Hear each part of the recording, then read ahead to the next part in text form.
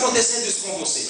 Tem alguma coisa que está te estimulando, que está provocando você a reagir numa situação de passividade, de conformismo, de acomodação com a sua situação espiritual. Quem sabe você está indo para o inferno e não se preocupa com isso.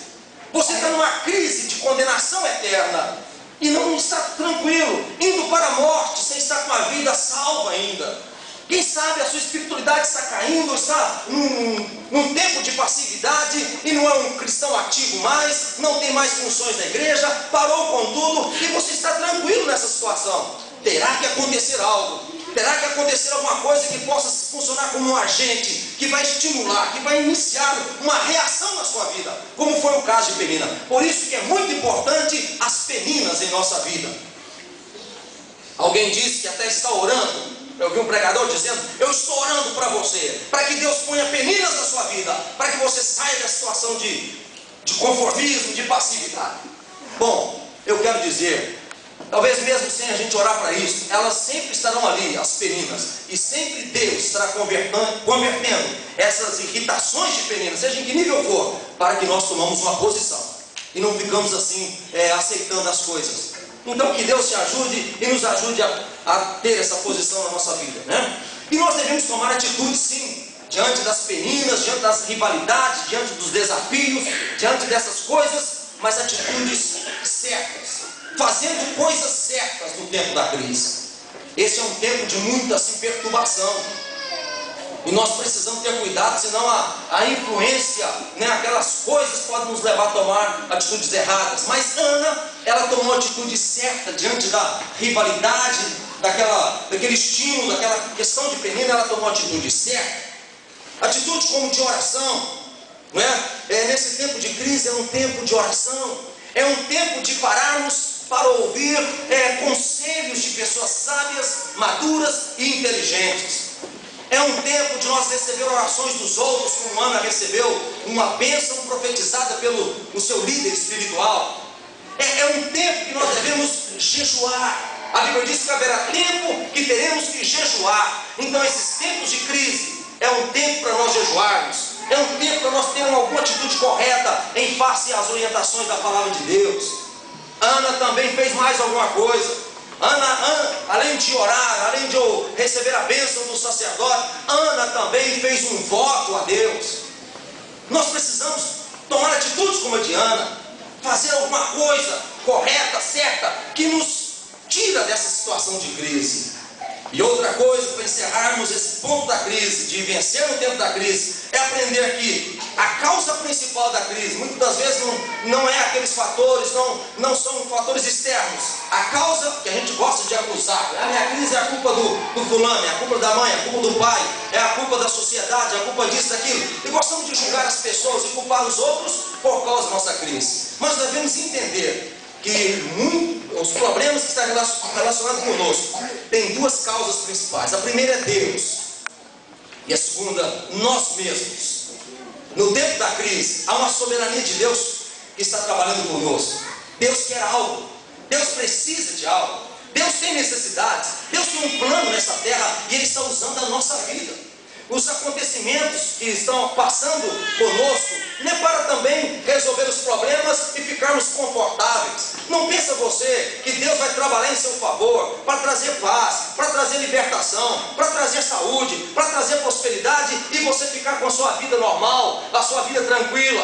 Deus quer alguma coisa de você e a sua crise e a sua resposta à sua crise é uma resposta a alguma crise, a alguma necessidade que Deus está tendo nesse exato momento. Nesse contexto, Deus precisava de um homem consagrado. Deus precisava de alguém para julgar corretamente Israel. Deus precisava de um juiz santo, puro, que tinha se perdido. Deus precisava de um sacerdote limpo, que estava um Eli, que estava corrompido. Deus estava precisando de um profeta que escutava a voz dele, que a voz dele era muito rara naquele tempo. Deus precisava de um homem assim, que pudesse captar a voz de Deus e transmitir ao seu povo. Deus precisava de um Samuel, e o Samuel estava ali naquela crise.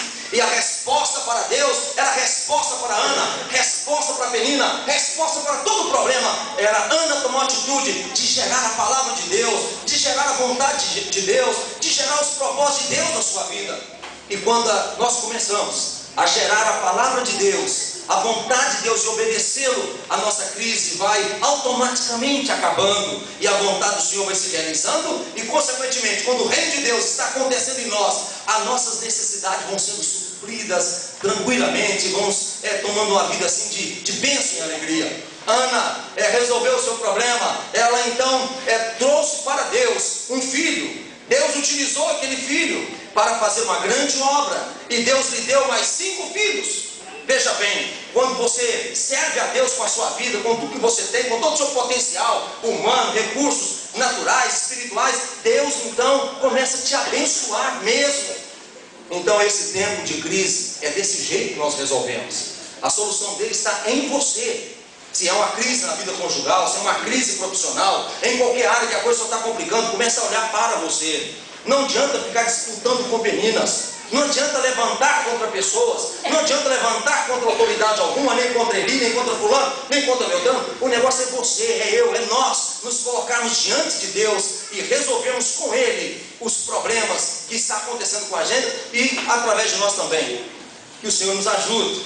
E assim eu vejo como Ana era uma mulher grande, por essas coisas, por ser uma mulher que venceu no tempo da crise, a sua grandeza, seus procedimentos. Veja bem que a resposta de Ana foi um voto que ela fez a Deus.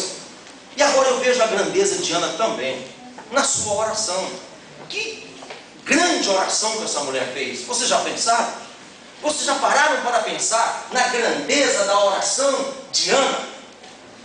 Essa oração é famosa, é conhecida por todos os cristãos.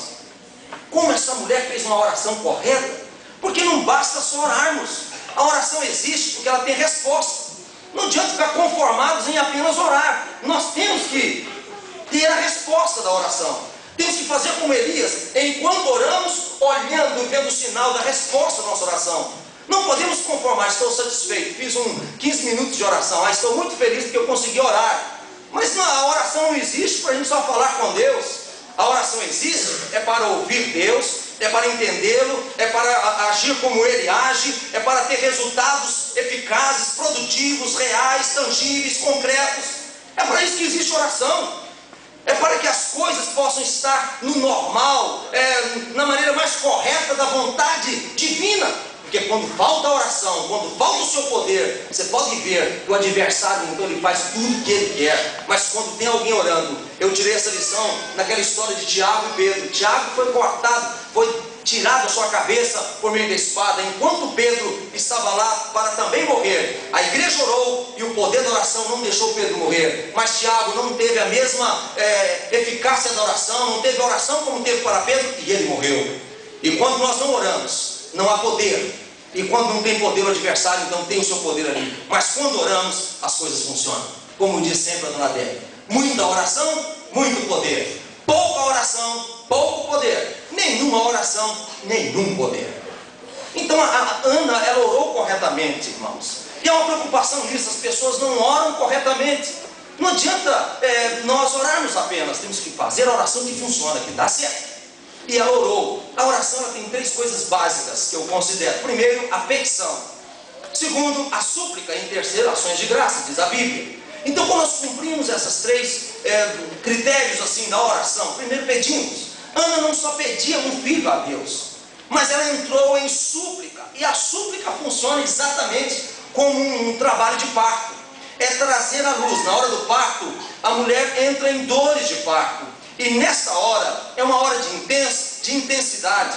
Ela precisa dar à luz aquele filho que está para nascer. E ela precisa de forças. E há então uma urgência. E assim foi Ana. Eu não posso voltar daqui mais sem esse filho. Eu preciso com urgência deste filho, Deus. E ela então fez uma súplica. Talvez o seu filho, talvez o seu casamento está numa situação difícil, você tem pedido a Deus, mas a sua oração é apenas de petição. Você nunca fez uma oração que traz a luz, que dá, e essa oração de súplica é aquela oração que tem que trazer o resultado com emergência. É uma oração que caracteriza pela emergência, pela urgência, urgentíssima daquela necessidade que estamos vivendo no momento, com muita humilhação. Geralmente as pessoas têm um quebrantamento muito grande.